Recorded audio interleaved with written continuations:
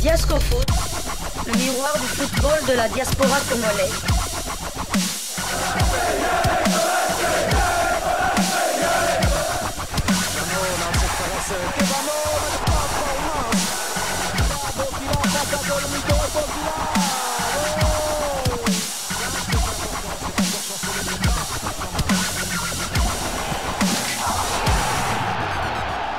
Diasco Foot, le miroir du football de la diaspora congolaise.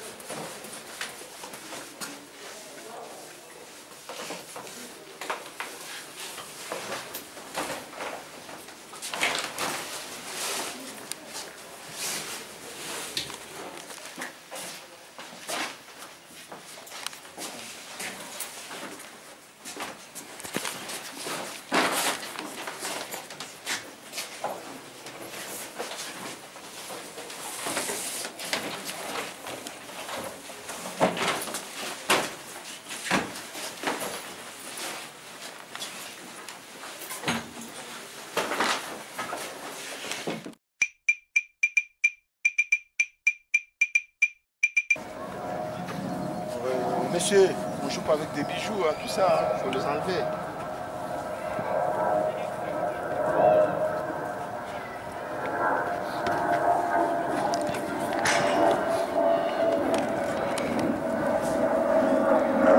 Je vais quand même dire, hein, parce que moi je suis comme ça. Je vis certains joueurs, les qualités techniques, passe, contrôle, c'est zéro. C'est zéro. Et ça, pour un joueur qui est appelé à jouer dans une équipe nationale, il doit maîtriser cette qualité technique-là. Passing, le contrôle, il faut vraiment les maîtriser. Et la course sans ballon, il faut le maîtriser. Et la manière d'attaquer, quand vous combinez à une touche, il faut le maîtriser. Moi, je vois des joueurs, ils donnent la passe, ils courent encore à 50 cm du joueur. Ça ne se fait pas. Alors, maintenant, on va faire des équipes pour essayer de voir encore certains joueurs dans le jeu. C'est ça qui nous intéresse encore plus aussi, à part ceux qu'on vient de voir. Maintenant, on veut vous voir sur le terrain.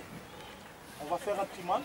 Et ce que je vous demande, chacun, je vous laisse 5 minutes d'aller mettre les jambières, parce qu'il faut aller dedans, les gars. Ok, il faut rentrer dedans. Moi, je ne vais pas voir des joueurs qui mettent les pieds comme des bébés. Il faut rentrer dedans. Mais pas non plus blessé. Tu rentres dedans pour récupérer les ballons. On veut voir cette agressivité. Ok? Alors, 5 minutes les gars, laissez les ballons, 5 minutes, mettez vite les jambières et puis revenez.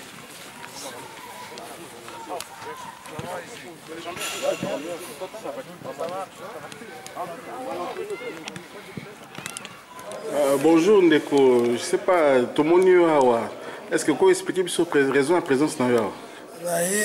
Parce que j'ai répondu à l'appel, il y a le coach Franklin Jean-Louis pour les binationaux, pour moi sélection, moi je suis à Betarabale, Ayaki pour la qualité de bango pour sélectionner bango. Donc c'est pour ça que en tout cas tout le monde organisation, tout le monde travaille coach en tout cas initiative bango je soutiens à 1000%. Et je crois que on est dans le bon, il faut travailler comme ça parce que c'est à ces âges-là qu'il faut déjà pas que Mboka ils s'intéresser à la bango. Pas ceux qui commis star,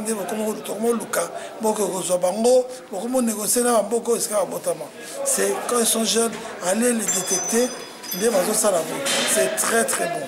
Mais est-ce que vous avez volonté que moi n'habite pour Mboka ou bien moi n'ai d'accord na l'initiative? Moi n'a déjà honoré qu'on ait pensé à l'appeler, même si on va été, mais déjà, Aza honoré que Babengisi na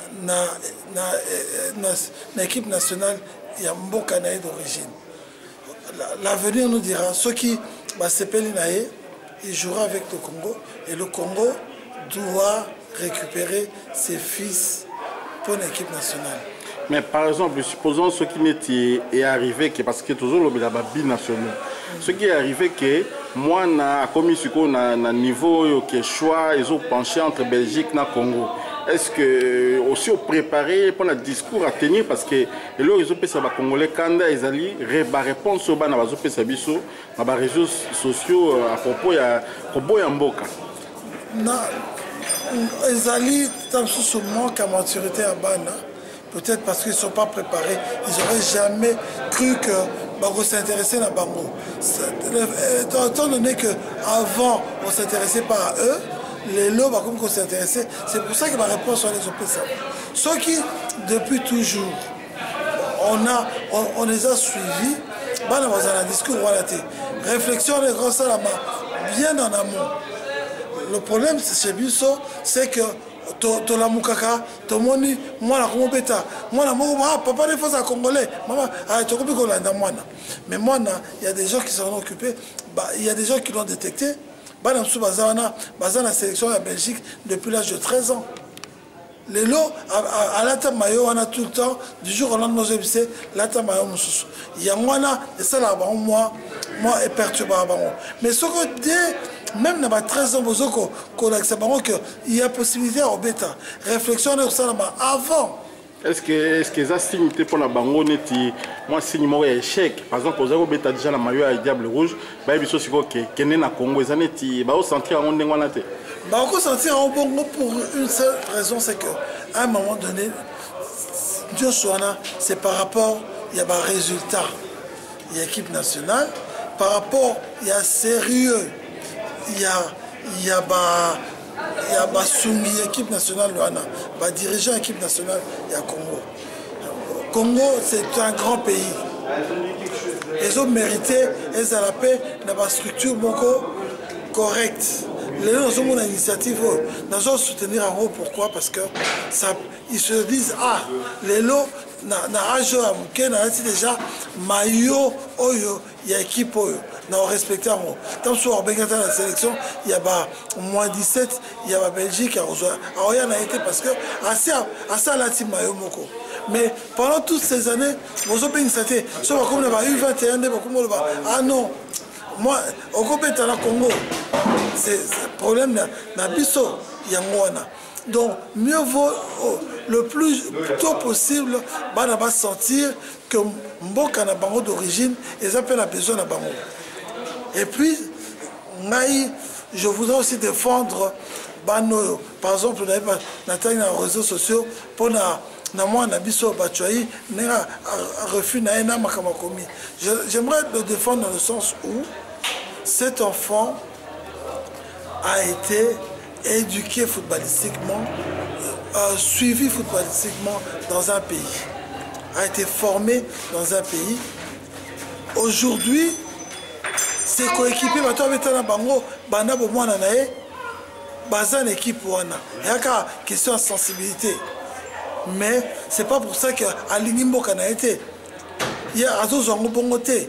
Pour ngana zaik na banda wana la coupe na kanawa banda na bangono sozo pesa na ba SMS pour na Holanda match bazaki ba supporter numéro 1 yamboka na bango.